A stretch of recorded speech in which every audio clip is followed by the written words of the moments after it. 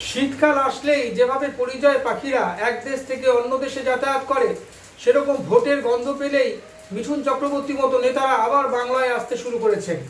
এই মিঠুন চক্রবর্তী বিজেপির নেতা তথা অভিনেতা। তিনি গতকাল সাংবাদিকদের সঙ্গে কথা বলার সময় অনেক রকমের তার বক্তব্য তিনি পেশ করলেন। তার মধ্যে উল্লেখযোগ্য হচ্ছে, তৃণমূল নাকি আগামী বিধানসভাতে 70টি আসনও নাকি পাবে না, এরকম ভবিষ্যৎবাণী তিনি করে বসলেন। মিঠুন চক্রবর্তীকে আমরা অভিনেতা হিসেবে জানি। তিনি 80-র দশকে একজন নামকরা স্টার ছিলেন। এখন তিনি বাংলা ছবি করেন, কিছু কিছু সাইড রোল বা কিছু কিছু ক্যারেক্টার রোল তিনি করে থাকেন।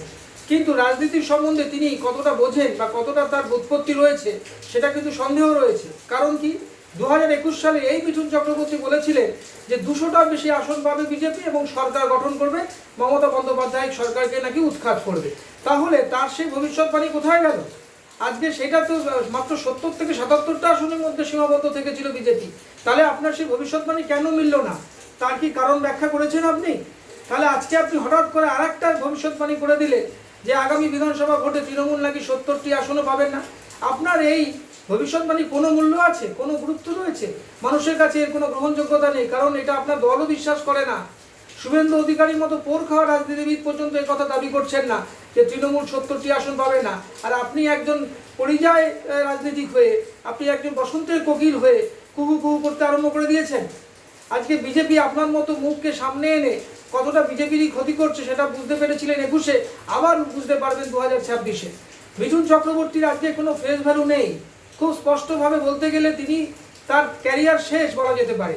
তিনি আজকে প্রজাপতি 2 এরকম বাবার রোল করছেন, কিছু সাইড রোল করছেন। আজকে তাকে বাংলা ইন্ডাস্ট্রি তাকে টিকিয়ে রেখেছে। আপনি দেখুন তো বম্বে ইন্ডাস্ট্রিতে মিঠুন চক্রবর্তী সেরকম রিমার্কেবল কাজ কোথায়? আজকে 80 দশকের 90-এর মাঝামাঝি তিনি স্টার ছিলেন, নিশ্চয়ই বড় বড় ভালো ছবি করেছেন। কিন্তু বিজেপিতে নাম লেখানোর পরে আজকে মিঠুন চক্রবর্তী অত্যন্ত ভুলভাল কথা বলছেন। তার রাজনৈতিক বিচক্ষণতা নিয়ে সত্যি সত্যি প্রশ্ন থেকে গেছে। আজকে বিজেপির অন্দরেই এই নিয়ে প্রশ্ন উঠেছে যে তৃণমূল কি করে 70টি নিচে আসন পাবে উনি দাবি করছেন। আপনি তো কিছুদিন আগে এই দাবি করেছিলেন যে নাকি প্রায় শখানেক এমএলএ এমপি নাকি আপনার সঙ্গে যোগাযোগ করছে তৃণমূলের, তারা নাকি সবাই আপনাকে কানেকশানে রয়েছে, আপনি নিজে বলেছিলেন। আপনার এই কথাটি যখন শুভেন্দু অধিকারীকে জিজ্ঞেস করা হয়, তিনি বলেছিলেন আমি জানি না। অর্থাৎ আপনার এই কথাটা কোথাও বাজার গরম করার জন্য চেষ্টা করছেন। আপনি একজন যদি সত্যিকারের রাজনীতি করবেন, তাহলে 12 মাস রাজনীতি করা উচিত আপনার। আপনি ওই হঠাৎ করে শীত ঘুম থেকে উঠে বসন্তে কোকিলের মতো কুহু কুহু করতে আরম্ভ করে দিলেন, যেই ভোটের গন্ধ পেয়ে গেলেন। ভাবছে যদি আপনার ফেসটাকে সামনে নিয়ে যদি মুখ্যমন্ত্রী হওয়া যায়, এই আশাতে সেগুড়ে বালি। আপনারা কেউই এরকম ধরনের পারবেন না। মমতা বন্দ্যোপাধ্যায়কে সরাতে গেলে মমতা বন্দ্যোপাধ্যায়ের চেয়ে শক্তিশালী হতে হবে, এটা আমরা আগেও বলেছি। আজকে প্রোডাক্টিভ রাজনীতি করতে হবে। আপনারা যে বিরোধিতা করছেন সেটা একটা শুধু বিরোধিতার জন্য বিরোধিতা হয়ে যাচ্ছে।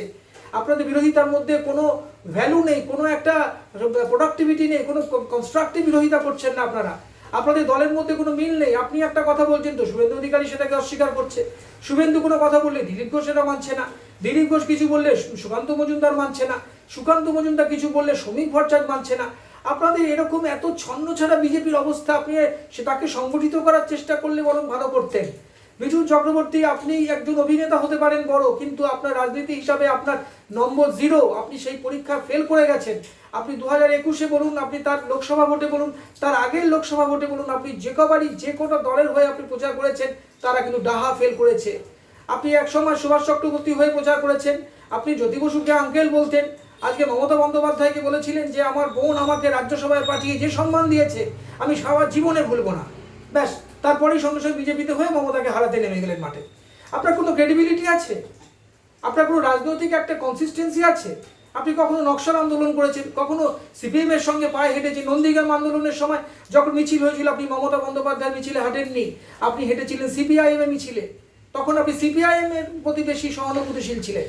তারপরে আপনি প্রণব মুখার্জিকে পদ্মশ্রী পাওয়ার জন্য আপনাকে যখন সুপারিশ করেছিল, আপনি তখন তার হয়ে প্রচার করতে গেলেন ভোটে। অর্থাৎ আপনি সবসময় এরকম সুবিধাবাদী একটা রাজনীতি, একটা সবসময় স্টান্স নিয়েছেন আপনি।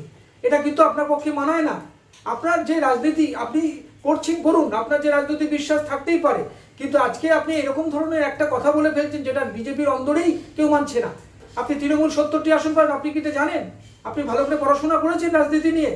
আপনি কি জানেন যে মুসলিম অধ্যুষিত যে সমস্ত আসন আছে তাতে করে 70টি আসন অন্তত নিয়েই শুরু করছে তৃণমূল?